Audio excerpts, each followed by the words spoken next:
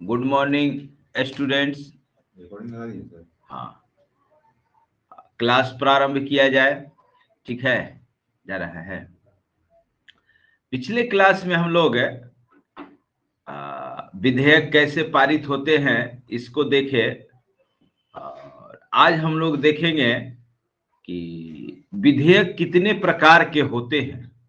विधेयक कितने प्रकार के होते हैं पहले भी आप लोगों को बता चुके हैं कि विधेयक मुख्यतः 4 प्रकार के हैं। पहला साधारण विधेयक, दूसरा धन विधेयक, तीसरा संविधान संशोधन विधेयक और चौथा वित्त विधेयक। तो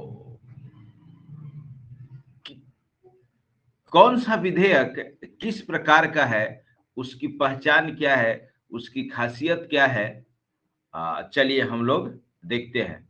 तो नोट्स में पेज नंबर 43 निकाल लीजिएगा।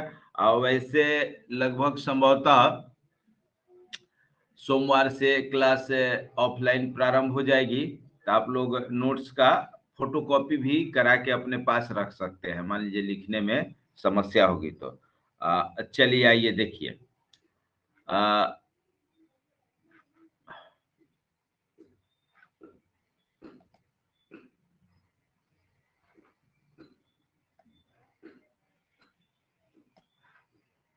देखिए, विधेयकों के प्रकार आपके स्क्रीन पर दिखाई दे रहा होगा। ठीक दिखाई दे रहा है। विधेयकों के प्रकार। संविधान में 4 प्रकार के विधेयकों की चर्चा है। प्रथम साधारण विधेयक, ऑर्डिनरी बिल। साधारण विधेयक और ऑर्डिनरी बिल। यहाँ ना अल्लाह यहाँ रख देखते रहते हैं, कुछ गड़बड़ी नहीं ना है। एकदम कम है ना, एकदम कम का।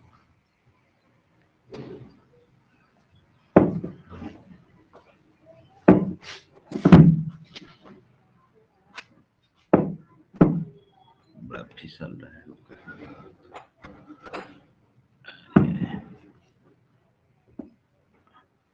अच्छा, इसमें ओ 2 टैब बन रहा है ना, या तो ये लगाइए या तो ये लगाइए। चलिए देखिए, संविधान में 4 प्रकार के विधेयकों की चर्चा है। प्रथम साधारण विधेयक, ऑर्डिनरी बिल। तो ऑर्डिनरी बिल की क्या पहचान है? ऑर्डिनरी बिल की कोई पहचान नहीं है। बस इसकी परिभाषा है कि कोई विधेयक जो संविधान संशोधन विधेयक नहीं है, धन विधेयक नहीं है, तो वो साधारण विधेयक है। तो वो साधारण विधेयक है। ठीक है, देखिए, कोई विधेयक जो धन विधेयक, वित्त विधेयक या संविधान संशोधन विधेयक नहीं हो तो उसे साधारण विधेयक कहते हैं। इसका मतलब यह है कि धन विधेयक, संविधान संशोधन विधेयक और वित्त विधेयक की पहचान बताई गई है कि ये ऐसा रहेगा तो ये होगा, लेकिन साधारण विधेयक की कोई पहचान नहीं बताई गई है। देखिए, साधारण विधेयक का अपना क्या प्रक्रिया है पारित करने का, कि इसको संसद के किसी भी सदन में पुनः स्थापित किया जा सकता है तथा इसके पुनः स्थापन से पूर्व राष्ट्रपति की मंजूरी आवश्यक नहीं है। ठीक है, तो साधारण विधेयक लोकसभा या राज्यसभा किसी से स्टार्ट हो सकता है। लोकसभा या राज्यसभा किसी से स्टार्ट होगा और इससे पुनः स्थापन से पहले राष्ट्रपति की मंजूरी आवश्यक नहीं है। एक अपवाद है अनुच्छेद 3 जो पढ़े थे हम लोग, नए राज्यों के निर्माण। उसमें राष्ट्रपति की पूर्व मंजूरी लेना आवश्यक है। और दूसरे की वो साधारण विधेयक होता है। अनुच्छेद 3 को हम लोग या संविधान में संविधान संशोधन विधेयक नहीं माना गया है। हालांकि उससे संविधान में संशोधन होता है, लेकिन संविधान के केवल अनुसूची में संशोधन होता है, इसलिए उसे संविधान संशोधन नहीं माना गया है। देखिए, इस प्रकार के विधेयक पर दोनों सदनों को समान अधिकार प्राप्त है। इसका अर्थ है कि इस पर लोकसभा और राज्यसभा की शक्तियां बराबर है। लोकसभा और राज्यसभा की शक्तियां बराबर है।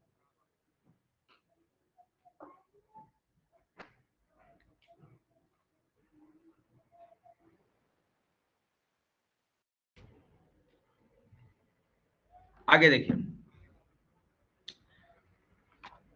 इनको पारित करने के लिए साधारण बहुमत की आवश्यकता होती है। इनको पारित करने के लिए साधारण बहुमत की आवश्यकता होती है। साधारण बहुमत मतलब उपस्थित एवं मत देने वालों का 50% +1। मान लीजिए लोकसभा में 543 मेंबर हैं और जिस दिन किसी साधारण विधेयक पर वोटिंग हो रहा है उस दिन सदन में 300 ही एमपी पहुंचे हैं, तो 151 अगर पड़ गया फेवर में तो पारित माना जाएगा। जो एब्सेंट है उनका काउंटिंग नहीं होगा। जो एब्सेंट है उनका काउंटिंग नहीं होगा। इसको कहते हैं साधारण बहुमत। उपस्थित एवं मत देने वालों का 50% +1। अब देखिए, बहुमत की आवश्यकता होती है यदि इसको पारित करने में दोनों सदनों के मध्य गतिरोध उत्पन्न होता है तो राष्ट्रपति द्वारा सदनों का संयुक्त अधिवेशन आहूत किया जाता है।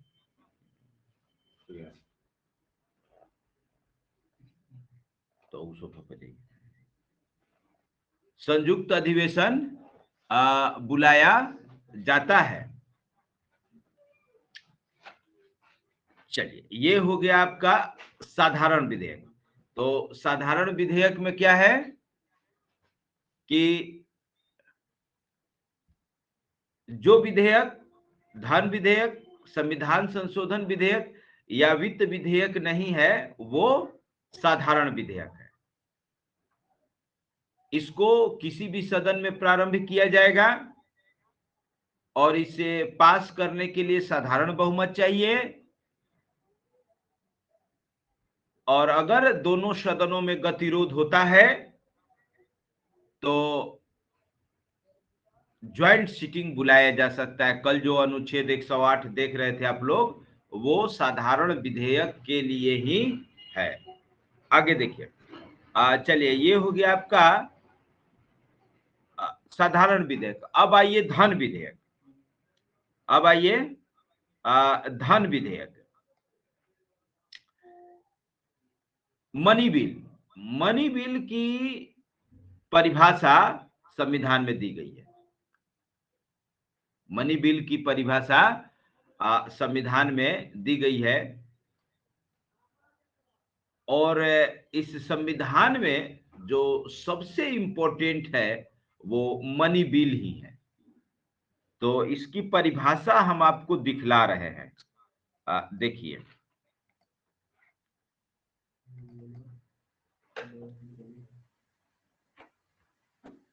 इसकी परिभाषा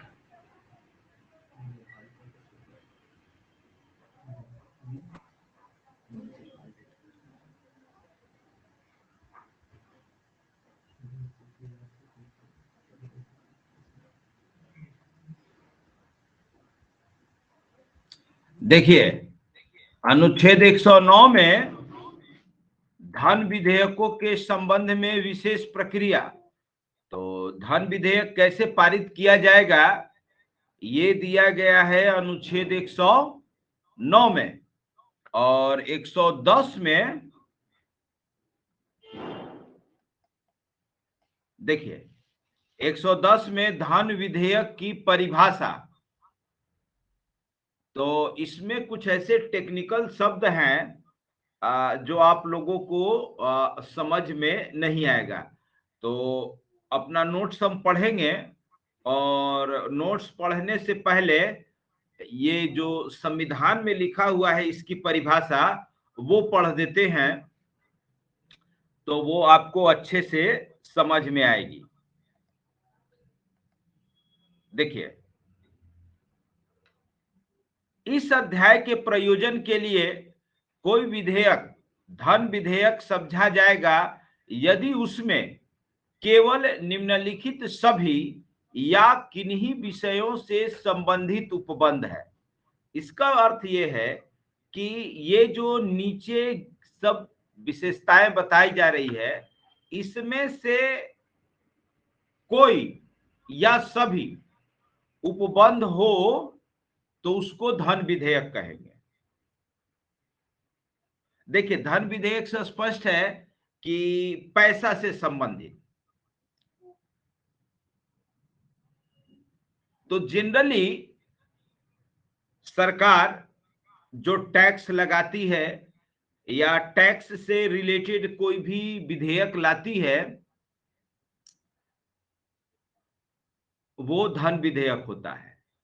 टैक्स के अलावा अदर भी सरकार की जो इनकम है उससे संबंधित भी कोई विधेयक आता है तो वो भी धन विधेयक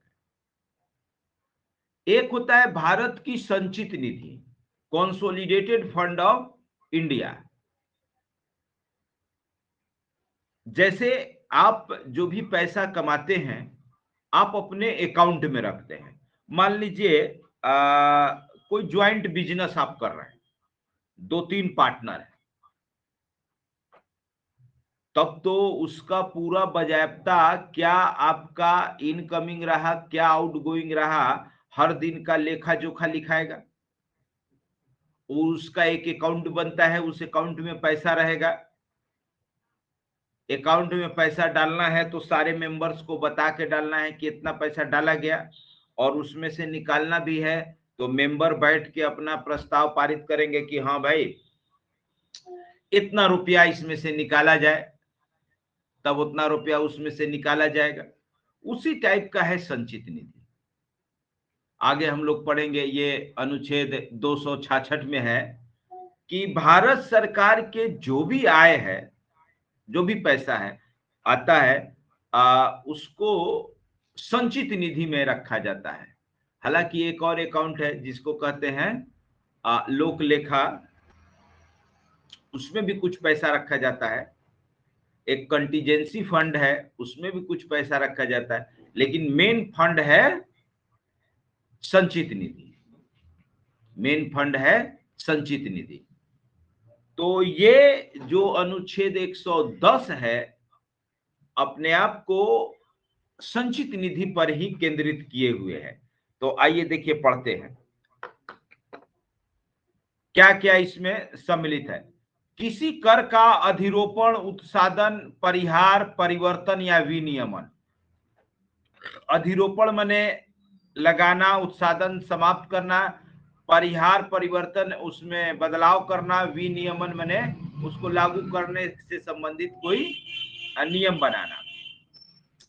भारत सरकार द्वारा उन उधार लेने या कोई प्रतिभूति देने का विनिमय अथवा भारत सरकार द्वारा अपने ऊपर ली गई या ली जाने वाली किन्हीं वित्तीय बाध्यताओं से संबंधित विधि का संशोधन, माने भारत सरकार जो कर्ज लेती है उससे संबंधित।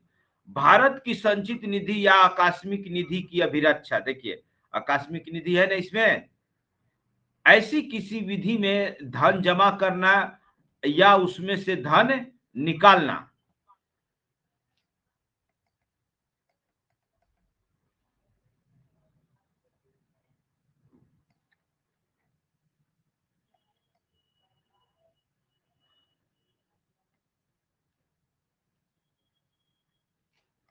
अब देखिए, भारत की संचित निधि से धन का विनियोग, माने कैसे धन खर्चा किया जाएगा।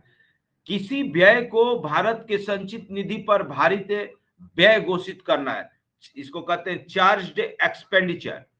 भारित व्यय करने का मतलब कि अगर भारित व्यय घोषित कर दिया जाएगा तो अगले साल उसको निकालने में कोई परेशानी नहीं होगी। जैसे भारत सरकार के जितने कर्मचारी हैं उनको तो वेतन देना ही देना है, उसमें कोई फेरबदल की संभावना नहीं है। बढ़ोतरी हो जाएगी, कमी तो होगी नहीं। और सरकार के पास जितना रुपया आएगा, सड़क बनवाए या न बनवाए, पुल बनवाए या न बनवाए, वेतन तो देना पड़ेगा। तो चार्ज एक्सपेंडिचर, भारित व्यय, कि वो आपका खर्च फिक्स हो गया कि इतना तो आपका होना है। जो आपका इनकम है उसमें से उसको पहले निकाल लीजिए और तब जो बचता है आप उसमें जो करना है अब आप करिए। अगर घटता है तो कर्ज लीजिए। जैसे इस बार बजट आप लोग देखे होंगे, हम लोगों का फिजिकल डेफिसिट लगभग 6.78% पहुंच गया। इसका मतलब यह है कि सरकार बोरोइंग ज्यादा कर रही है, सरकार बोरोइंग ज्यादा कर रही है। तो कोरोना की वजह से सब जैसे तैसे हुआ है और डेवलपमेंट के लिए फंड की जरूरत है, सोशल एक्सपेंडिचर भी बढ़ रहा है। तो बाकी जो डेवलपमेंट है, रोड, सड़क, पुल, ये सब कैसे होगा, उसके लिए फंड कहां से आएगी, तो कर्ज। तो धीरे धीरे हम लोगों का कर्ज बढ़ता जा रहा है। जैसे जैसे फिजिकल डेफिसिट बढ़ेगा, इसका मतलब कि हम लोगों के ऊपर कर्ज बढ़ता जा रहा है। कोरोना की वजह से ये 6 पार कर गया, जो किसी भी अर्थव्यवस्था के लिए बहुत खराब है। स्टेबल इकोनॉमी के लिए इसे 2 के आसपास रहना चाहिए, 2-2.5%, जिससे ज्यादा नहीं। अगर इससे ज्यादा है तो अर्थव्यवस्था पे खतरा पैदा हो सकता है। आइए अब आते हैं अपने नोट्स पे। अभी तो ये सब दिखलाए आपको कि धन विधेयक की परिभाषा। देखिए, धन विधेयक की परिभाषा संविधान के अनुच्छेद 110 में दिया गया है। तो वहां से आप लोग सब प्रावधान लिख सकते हैं क्या क्या है। अब देखिए, कोई विधेयक धन विधेयक समझा जाएगा यदि उसमें केवल निम्नलिखित सभी या किन्हीं विषयों से संबंधित उपबंध है, अर्थात वही सब चीज जो उसमें दिखलाए हैं वो है।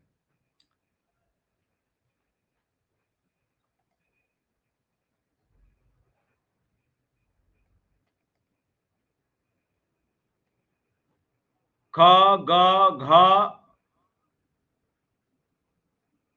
अंग च छ। अब देखिए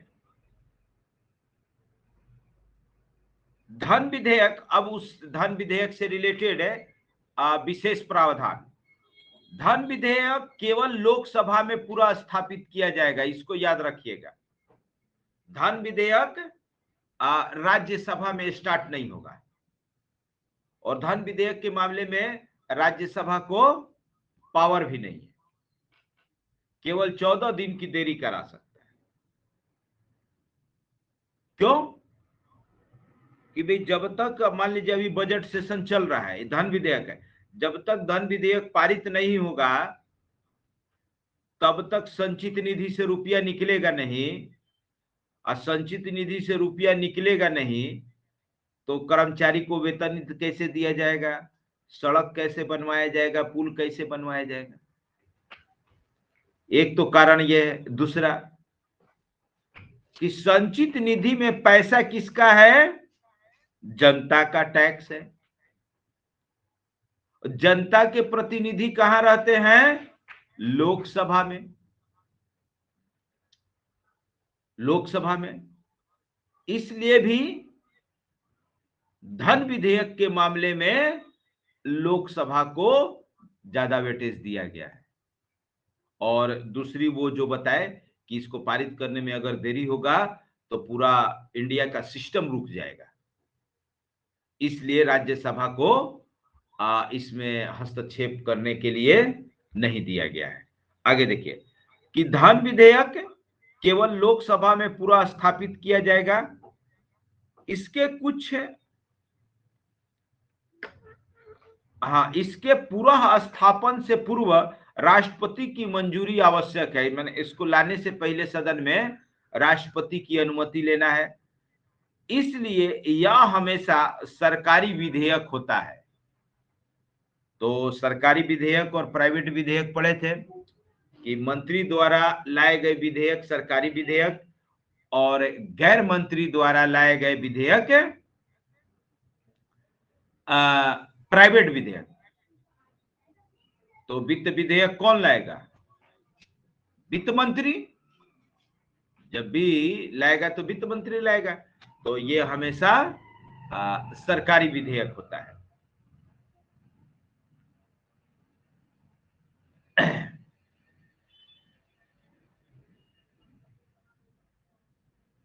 आगे देखिए, इसे साधारण बहुमत से पारित किया जाता है। पारित करने की कोई विशेष प्रक्रिया नहीं है, साधारण बहुमत है, मतलब उपस्थित एवं मत देने वालों का 50% प्लस 1। कोई विधेयक धन विधेयक है या नहीं, इसका विनिश्चय लोकसभा अध्यक्ष द्वारा किया जाता है।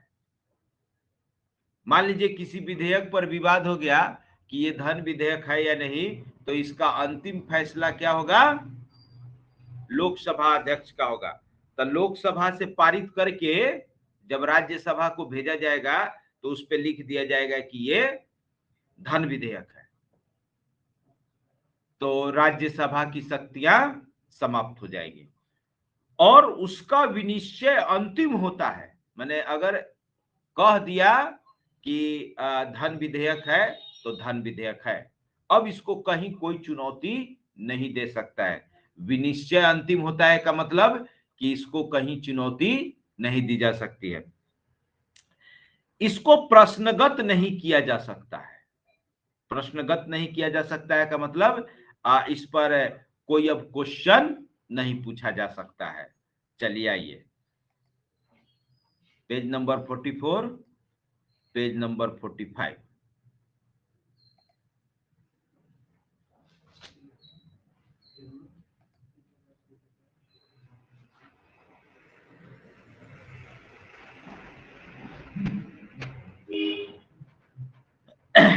देखिए,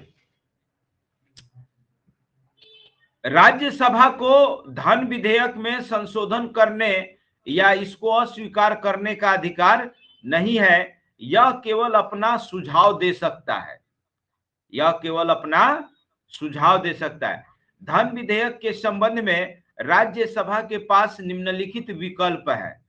जब धन विधेयक लोकसभा से पारित करके राज्यसभा को भेजा जाता है तो राज्यसभा के पास निम्नलिखित विकल्प है। नंबर 1, इसको पास करे, पास करेगा तो पास। नंबर 2, यदि इसको अस्वीकार करता है तो इसे दोनों सदन द्वारा पारित समझा जाएगा। राज्यसभा कहेगा कि हम नहीं पारित करेंगे तो उसके ना को भी हाँ समझा जाएगा, कहेगा कि हम पारित नहीं करेंगे तो पर भी पारित। तीसरा, यदि राज्यसभा 14 दिन तक इस पर कोई कार्यवाही नहीं करता है तो 14 दिन की अवधि बीतने के बाद इसे दोनों सदनों द्वारा पारित समझा जाएगा। देखिए पहला वाला में था साधारण विधेयक में 6 महीना, कि 6 महीना अगर हाँ ना कुछ नहीं बोलता है तो माना जाएगा कि लोकसभा और राज्यसभा में गतिरोध हो गया है, तब ज्वाइंट सीटिंग के लिए सोचा जाएगा। लेकिन धन विधेयक के मामले में अगर 14 दिन तक रोक लेता है और कोई जवाब नहीं देता है तो मान लिया जाएगा कि यस पारित कर दिया। अब सुनिए, यदि कोई संशोधन सुझाता है तो वह पुनः लोकसभा को भेजेगा। लोकसभा इसके सुझाव को मानने के लिए बाध्य नहीं है। यदि वह सुझाव मानता है तो सुझाव के साथ अथवा बिना सुझाव के मूल रूप में विधेयक को पारित समझा जाएगा। माने राज्यसभा अगर लोकसभा को लौटाया तो फिर अब लोकसभा इसको राज्यसभा में नहीं भेजेगा, लोकसभा राज्यसभा में नहीं भेजेगा, उसको पारित समझा जाएगा। तो स्पष्ट रूप से देख रहे हैं कि धन विधेयक के मामले में राज्यसभा के पास कोई पावर नहीं है। बस ये फिर भेजा क्यों जाता है कि भाई आप लोग भी माननीय सदस्य हैं, जान लीजिए, या कोई सुझाव देना है तो सुझाव दीजिए। सुझाव देने में कोई विपत्ति आपत्ति नहीं है, सुझाव दिया जा सकता है। आगे चलिए, ये तो हो गया आपका धन विधेयक। वित्त विधेयक है, फाइनेंस बिल। देखिए ये दिया है अनुच्छेद 117 में। देखिए ये दिया गया है आर्टिकल 117 में, 111, 112,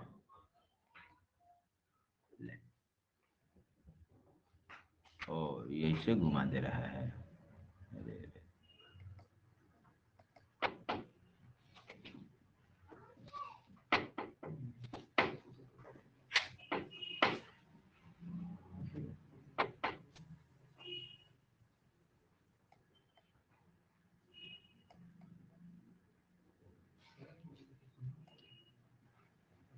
देखिए अनुच्छेद 117 वित्त विधेयकों के बारे में उपबंध, वित्त विधेयकों के बारे में उपबंध।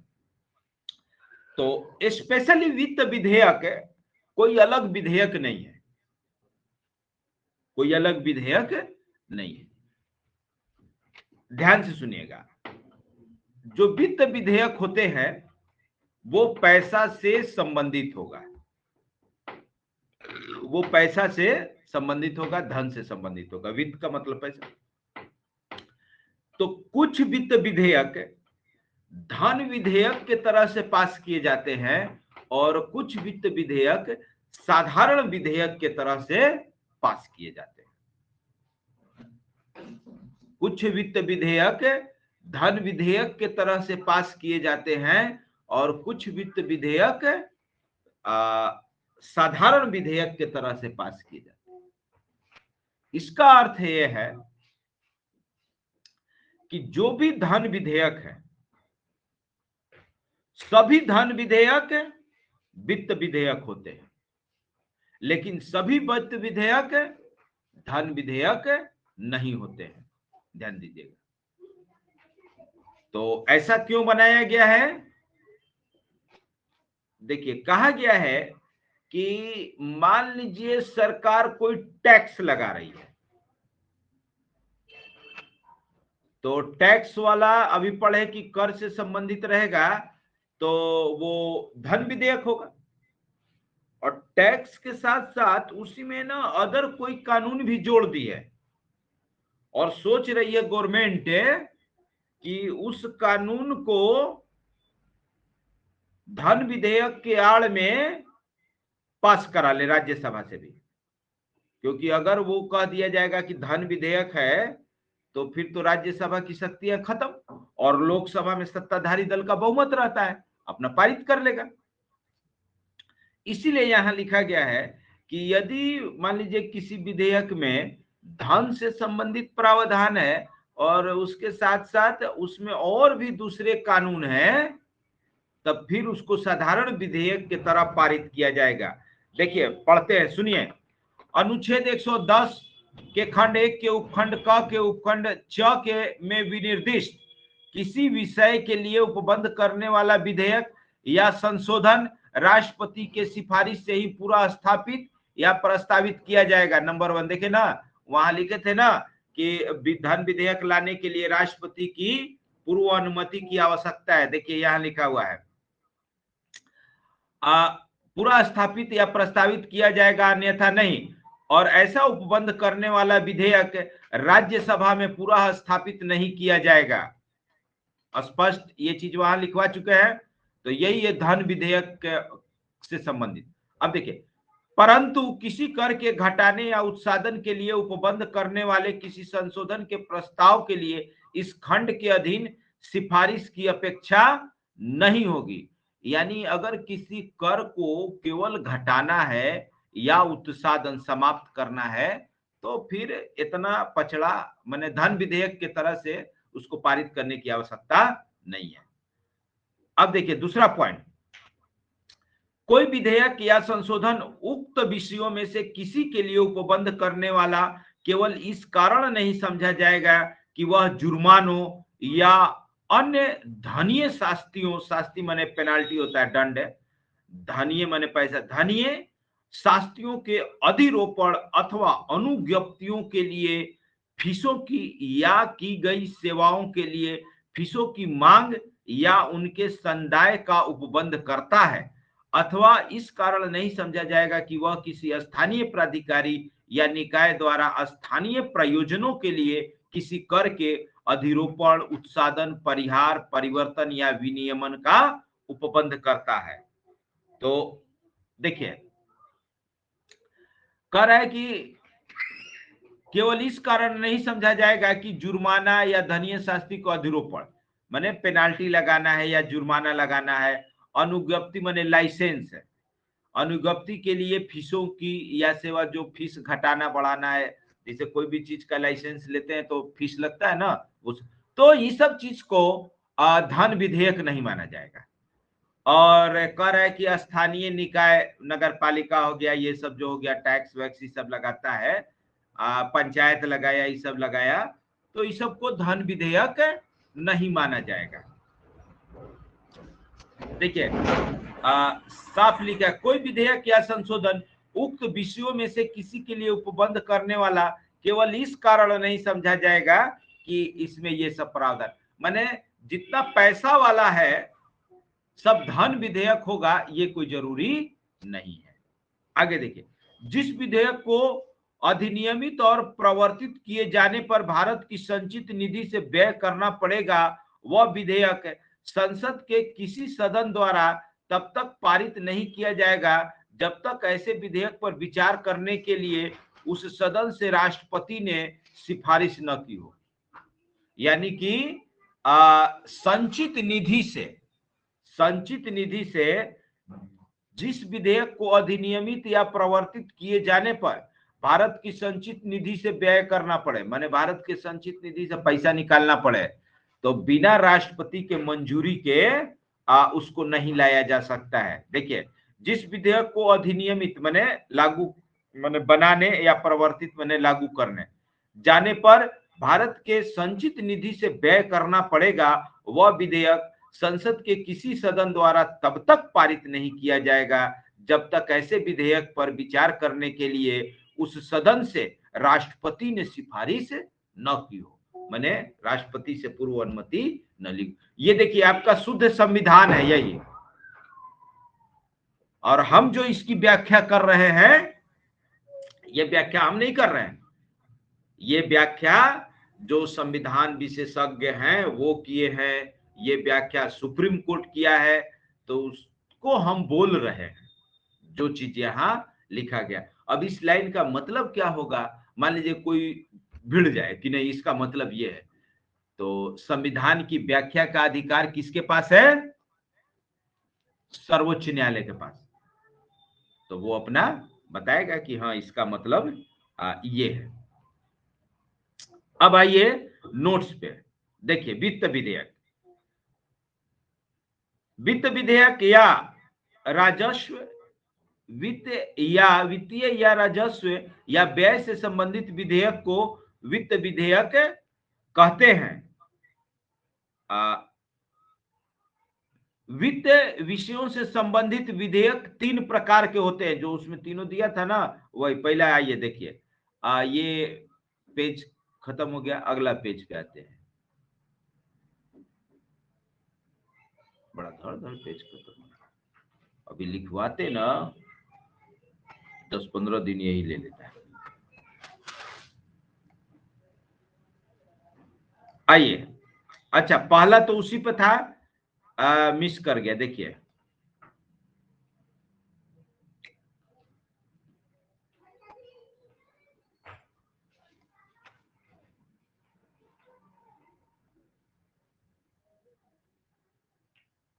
देखिए पहला धन विधेयक जो अनुच्छेद 109 के उपबंधों के अधीन पारित होता है, जो उसमें अनुच्छेद 117 में अभी जो दिखलाए हैं ये वाला,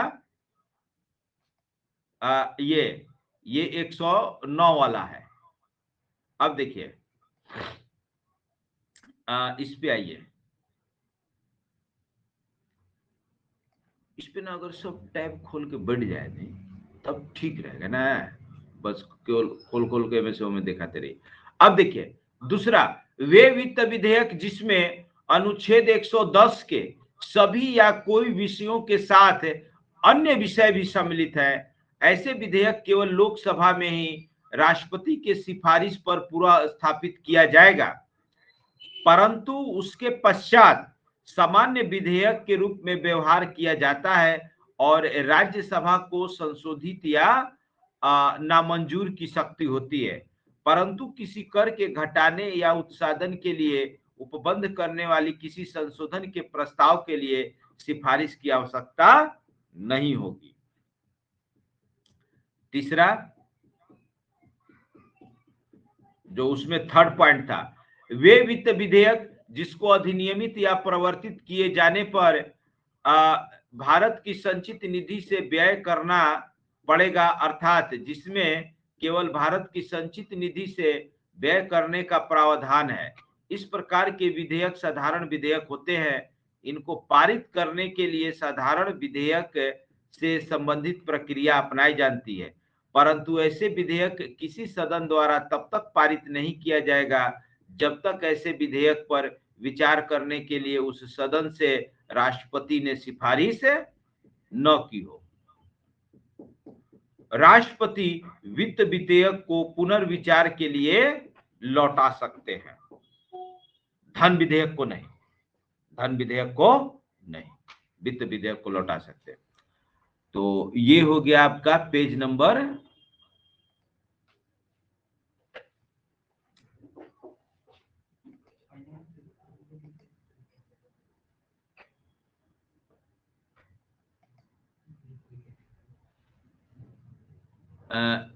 खत्म हो गया 46। अच्छा अब तक 47। हम ना सोच रहे थे कि इतना खत्म हो जाएगा, 5-7 हम तो डाल दिए थे, पता ना मेरे में कितना है। अब चलिए ये सब खत्म, 47 पे आ गए। तो अंकित डाला था ना सब 47 तक। हाँ अब आइए देखिए, संविधान संशोधन विधेयक, इसकी व्याख्या अनुच्छेद 368 में है।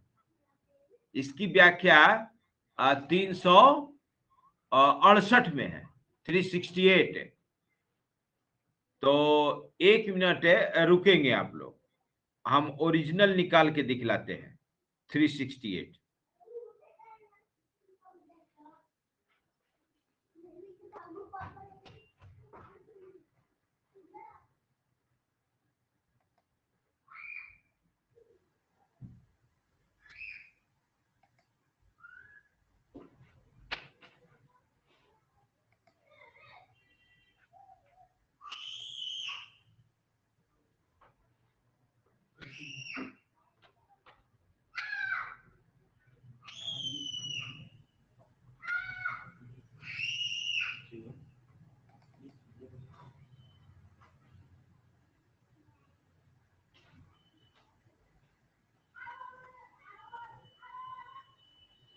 वाह,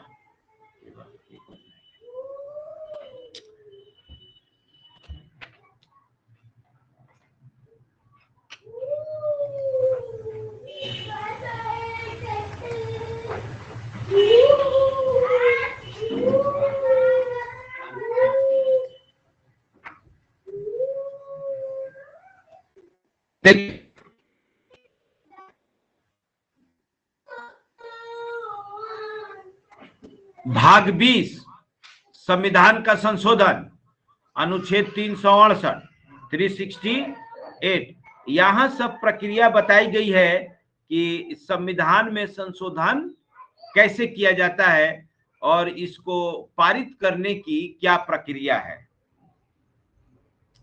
तो आइए नोट्स पे आइए, देखिए यह संसद के किसी सदन में पुनः स्थापित किया जा सकता है। ठीक है, लोकसभा या राज्यसभा किसी में भी ये स्टार्ट हो सकता है।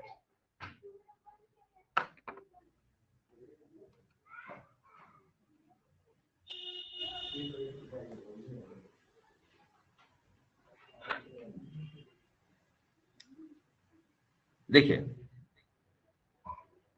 इसके पुनः स्थापन के लिए राष्ट्रपति के सिफारिश की आवश्यकता नहीं है। मतलब इसको लाने के लिए राष्ट्रपति की सिफारिश की आवश्यकता नहीं है, पहले से राष्ट्रपति की मंजूरी लेना आवश्यक नहीं है।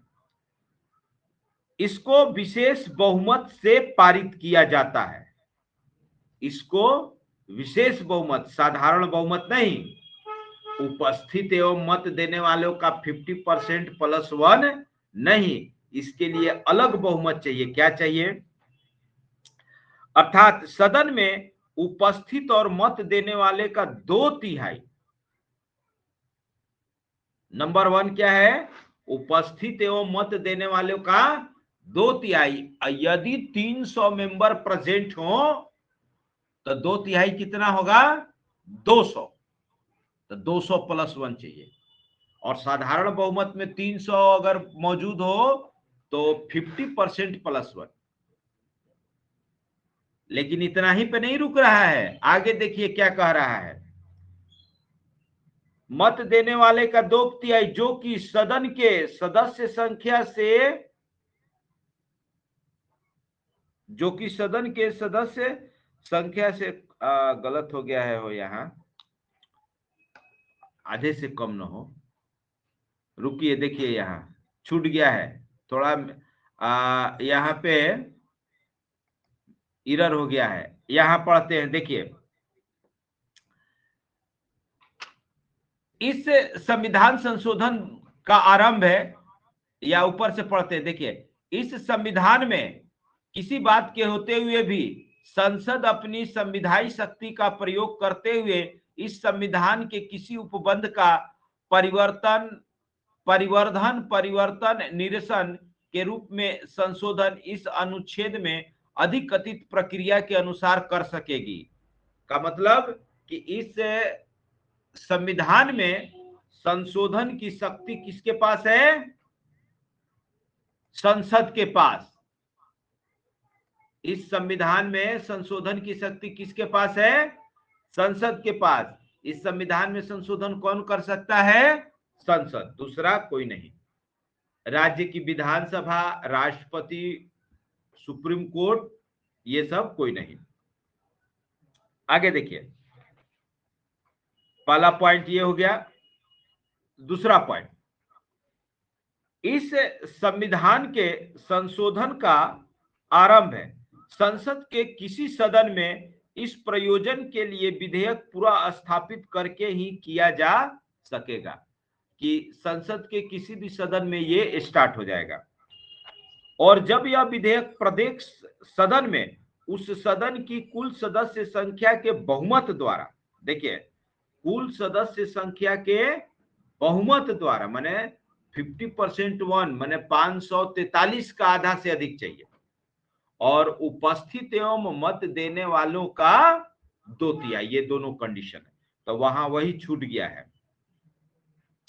यहां देखिए जो लिखे है ना कि जो कि सदन के सदस्य संख्या के बहुमत से कम न हो, यहां ना सदस्य संख्या के बहुमत जोड़ दीजिएगा। यह दोनों सदनों द्वारा विशेष बहुमत से पारित किया जाएगा। इसके लिए संयुक्त अधिवेशन आहूत नहीं किया जाएगा, यानी कि जो संविधान संशोधन विधेयक है वो लोकसभा और राज्यसभा द्वारा अलग अलग पारित किया जाएगा। अगर दोनों सदन में विवाद हो गया, विरोध हो गया, तो उसके लिए अनुच्छेद 108 के तहत ज्वाइंट सिटिंग लाने का प्रावधान नहीं है। आगे देखिए, इसके लिए संयुक्त अधिवेशन आहूत नहीं किया जाएगा, अर्थात इस पर दोनों सदनों को समान शक्ति प्राप्त है। इस पर राष्ट्रपति अनुमति देने के लिए बाध्य है। माने जब राष्ट्रपति के पास जाएगा अनुमति के लिए, तो राष्ट्रपति इसे वापस नहीं कर सकते। ये रहा आपका संविधान संशोधन विधेयक। और बाकी अगर संविधान संशोधन विधेयक के विषय में डिटेल में पढ़ना है तो इसको अलग से पढ़ेंगे। देखिए यहां सब दिया है कि जब कोई विधेयक राष्ट्रपति के पास मंजूरी के लिए भेजा जाता है, और अगर इसमें ये सब प्रावधान है, ये सब प्रावधान रहेगा क ख ग घ अंग, तो पहले आधे से अधिक राज्यों से इसको पारित कराना पड़ेगा, तब जाके होगा। तो इसको हम लोग अलग से 368 पढ़ते समय देखेंगे। चलिए, अब अगला टॉपिक है हम लोगों का अनुच्छेद 108, ज्वाइंट सिटिंग। अनुच्छेद 108, ज्वाइंट सिटिंग।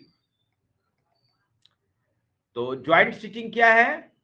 लोकसभा और राज्यसभा को एक साथ बैठाया जाएगा, और जिस किसी विधेयक पर विवाद है उसमें उसको पारित किया जाएगा।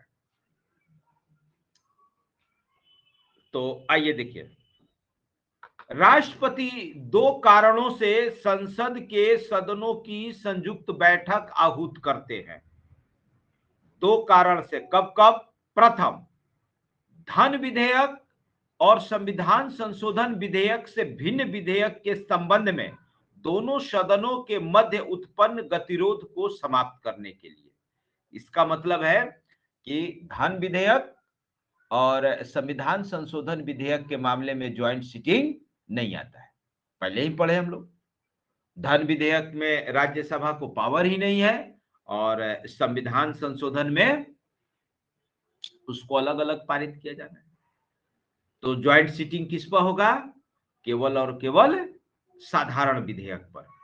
आगे ये संयुक्त अधिवेशन लोकसभा अध्यक्ष करता है।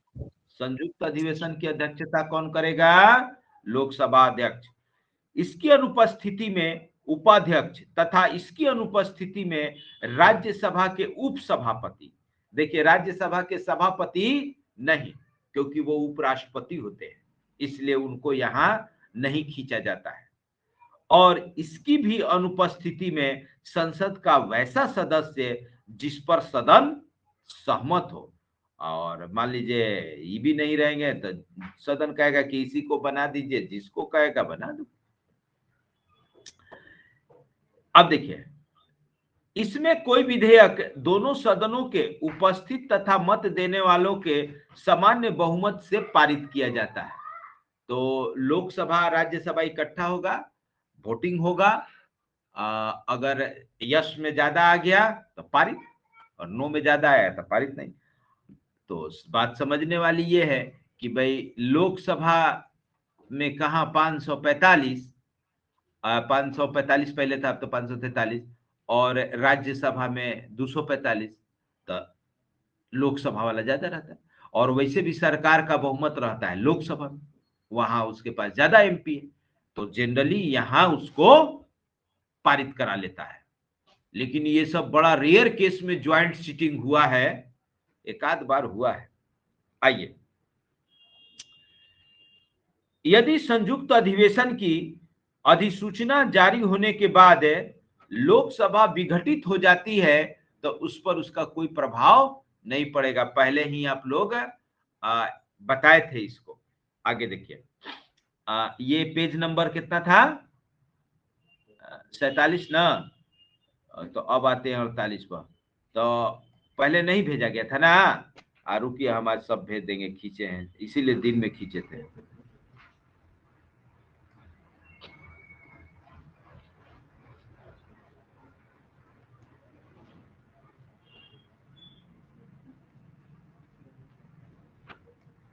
तो छात्रों, आप लोग पेज नंबर 47 तक किए थे। कौन कौन लोग प्रेजेंट हैं? क्या हो, कौन कौन लोग प्रेजेंट हैं? आज बड़ा कम है हो। अरे आज सरस्वती पूजा नहीं था, आज छुट्टी कर दिया तू लोग, कहाँ गया सब? देखा, ये एगो अभी आ रही है स्मिता वर्मा, कहाँ थी कब से? तो चलिए आगे देखते हैं, पेज नंबर 49। विशाल, विशाल कहाँ चल गया? लग गया इधर। जी सर। हाँ हाँ, पेज नंबर कहाँ तक नोट्स हुआ है? सर हम लिखे नहीं है सर। अच्छा, लिखे नहीं थे। अच्छा, अंकित डाल ना दिया था, अंकित कहाँ तक डाले थे? अच्छा, व्हाट्सएप पे 47 तक डाले थे। अच्छा, उसके बाद आज पढ़ा देते हैं, और वीडियो पर नोट्स है ही, जी। फिर हम सेंड कर देंगे, उसको लिख लीजिएगा लोग। आइए देखिए, हो जाता है तो इसका प्रभाव संयुक्त अधिवेशन पर नहीं पड़ेगा, और संयुक्त अधिवेशन अपने निर्धारित कार्यक्रम के अनुसार अधिवेशित होगी। एक चीज और इसमें लिख लीजिएगा आप लोग, कि लिखिए कि संयुक्त अधिवेशन में, इसमें छूट गया है उसमें ऐड कर दीजिएगा, कि संयुक्त अधिवेशन में केवल उन्हीं विषयों पर, संयुक्त अधिवेशन में केवल उन्हीं विषयों पर चर्चा होती है जिसे लेकर दोनों सदनों के बीच, जिसे लेकर दोनों सदनों के बीच गतिरोध हो।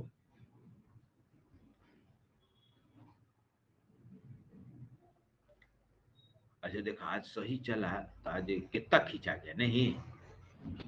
ऐसे नोट से पढ़ाए तो 1 महीने में पॉलिटी खत्म कर देंगे। अब आइए देखिए, सेकेंड स्थिति में क्या है। राष्ट्रपति लोकसभा के लिए प्रत्येक साधारण निर्वाचन के पश्चात प्रथम सत्र के आरंभ में और प्रत्येक वर्ष प्रथम सत्र के आरंभ में दोनों सदनों के संयुक्त अधिवेशन आहूत करते हैं और उसको संबोधित करते हैं। तो देखिए अभी सोमवार को यानी 31 जनवरी को राष्ट्रपति दोनों सदनों को संबोधित किए थे। आप लोग देखे थे? नहीं देखे थे तो अभी भी देख सकते हैं, यूट्यूब पर उनका लेक्चर वीडियो डाला हुआ है, या नेट पर सर्च करिएगा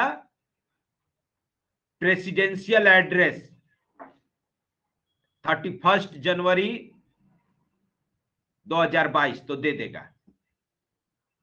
ठीक है, चलिए आइए देखिए कि कब कब करते हैं कि लोकसभा के प्रत्येक साधारण निर्वाचन, पहला हो गया कि लोकसभा के प्रत्येक साधारण निर्वाचन के पश्चात प्रथम सत्र के आरंभ में, और प्रत्येक वर्ष प्रथम सत्र के आरंभ में दोनों सदनों के संयुक्त अधिवेशन को आहूत करते हैं और इसको संबोधित करते हैं। ऐसे अधिवेशन में राष्ट्रपति मंत्री द्वारा तैयार किया गया अभिभाषण पढ़ने के लिए बाध्य है।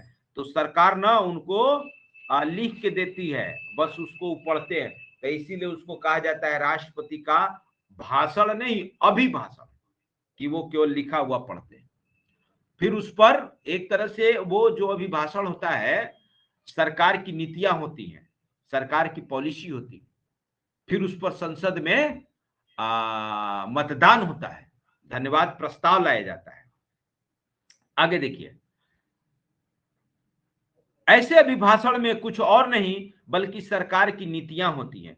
सरकार की नीतियों को लागू करने के लिए धन्यवाद प्रस्ताव पर मत विभाजन किया जाता है। यदि धन्यवाद प्रस्ताव गिर जाता है तो सरकार को लोकसभा में अपना बहुमत सिद्ध करना पड़ता है। सोचिए, अगर धन्यवाद प्रस्ताव लोकसभा में पारित नहीं हुआ तो इसका क्या मतलब है कि सरकार के पास लोकसभा में बहुमत नहीं है ना, तो उसको अपना बहुमत सिद्ध करना पड़ेगा। तो या ऐसे भी पूछ देगा कि धन्यवाद प्रस्ताव कब लाया जाता है, तो धन्यवाद प्रस्ताव राष्ट्रपति के अभिभाषण पर लाया जाता है। धन्यवाद प्रस्ताव, अविश्वास प्रस्ताव, विश्वास प्रस्ताव, जितने तरह के मोशन है, प्रस्ताव को मोशन कहते हैं, जितने तरह के मोशन है सब अभी आगे पढ़ाएंगे, बताएंगे। कभी किसी बैच में ये अपना ओरिजिनल नोट्स नहीं दिए थे ना बताए थे, पहली बार पूरा डिटेल में दे रहे हैं। पहले वो केवल संविधान से अनुच्छेद होते हुए निकल जाते थे तो बच जाते थे। आइए अब देखिए अध्यादेश क्या होता है। अनुच्छेद 123 अध्यादेश, अनुच्छेद 123 देखिए आपको दिखला रहे हैं 123 यहां नहीं, ये तो 368 है ना,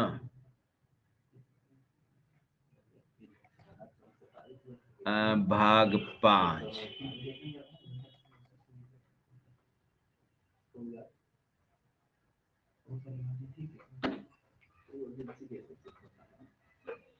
क्या अध्यादेश है,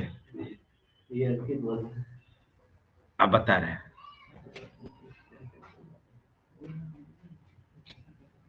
देखिए ये आ गया कार्यपालिका,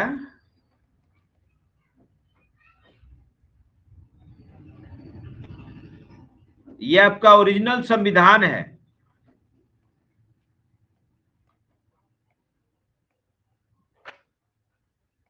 हालांकि ये भी लेटेस्ट अप टू डेट नहीं है, लेकिन जो लेटेस्ट था जब डाउनलोड किए थे तो ये लेटेस्ट था। हाँ देखिए, राष्ट्रपति की विधायी शक्तियां, अध्याय 3 में अनुच्छेद 1 अध्यादेश प्रख्यापित करने की शक्ति। तो अध्यादेश क्या है, ऑर्डिनेंस क्या है, ऑर्डिनेंस क्या है।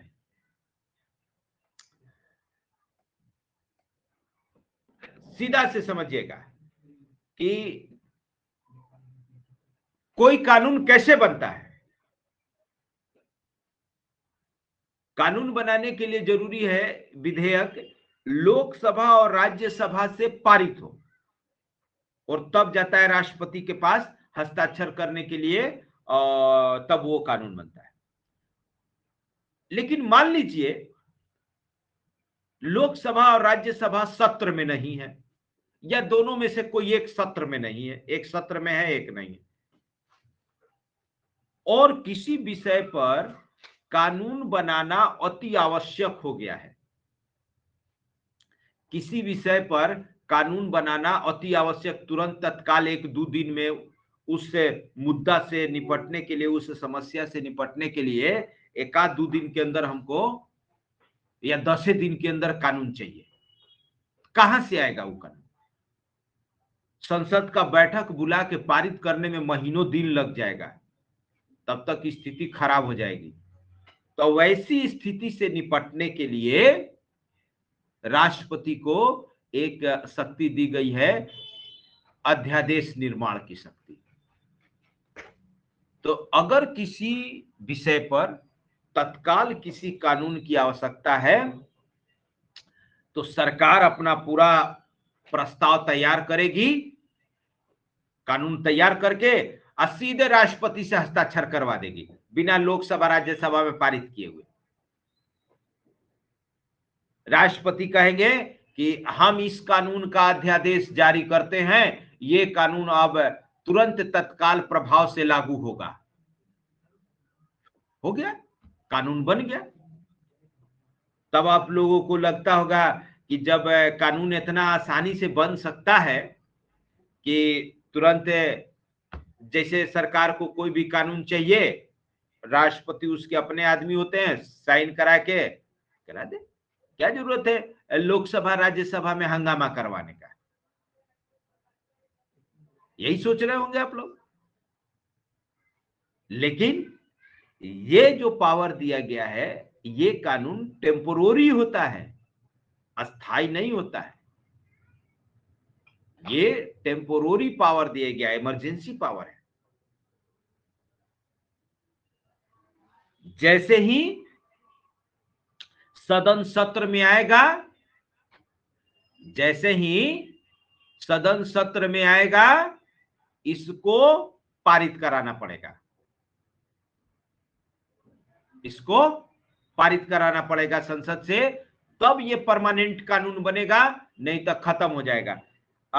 एक कानून था पोटा, एक कानून था पोटा, एनएसए से पहले, इस पर बड़ा विवाद हो गया था, वाजपेयी जी के समय था, मनमोहन सिंह आए तक खत्म कर दिए इसको। ये टाडा के जगह पर था, टाडा के जगह पर था, मार्कर लाए ही नहीं।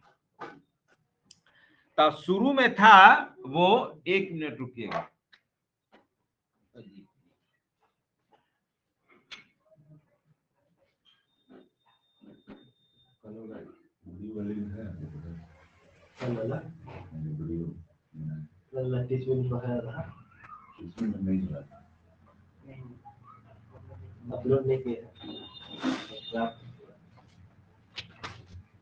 देखिए शुरू में उसको लिखा जा रहा था पोटो, POTO,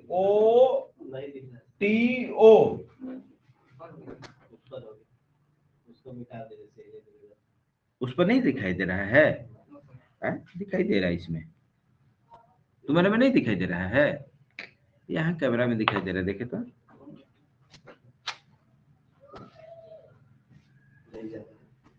कहाँ तक दिखाई, ओ कैमरा गड़बड़ हो गया।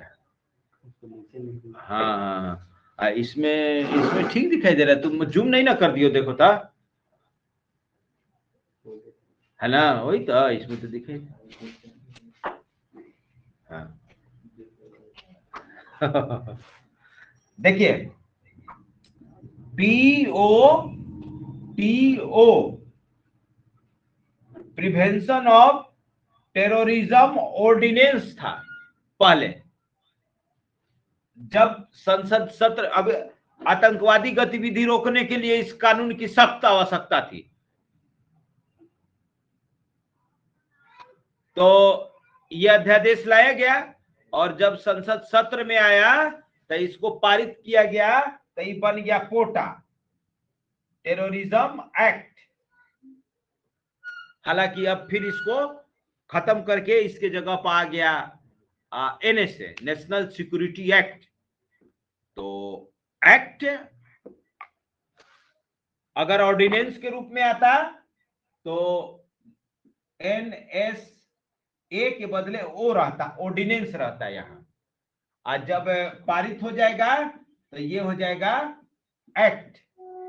तो इस टाइप से लिखा रहता है। तो एक्ट और ऑर्डिनेंस में क्या अंतर है? एक्ट कानून संसद से पारित करके बनाया जाता है, ये अस्थाई होता है। और ऑर्डिनेंस, अध्यादेश कानून है लेकिन अस्थाई है।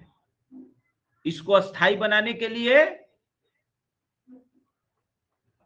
संसद जब सत्र में आएगा तो उसको पारित करना पड़ेगा, और नहीं पारित हुआ तो ये ऑर्डिनेंस खत्म हो जाएगा, फिर ये कानून समाप्त हो जाएगा। तो सुनिए, आज बहुत ज्यादा हो गया, आज इतना पछोड़ते हैं और इसको ना फिर से अध्यादेश को अगले दिन समझा देंगे। 9 बज गया नहीं? अरे ये भी घड़ी बंद है। हम बार बार उसको देख के अभी सोच रहे हैं 8:45 हो रहा है। बड़ा बैटरी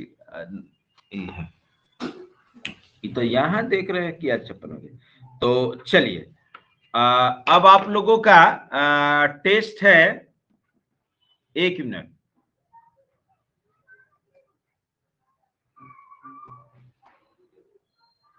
अब आप लोगों का टेस्ट है।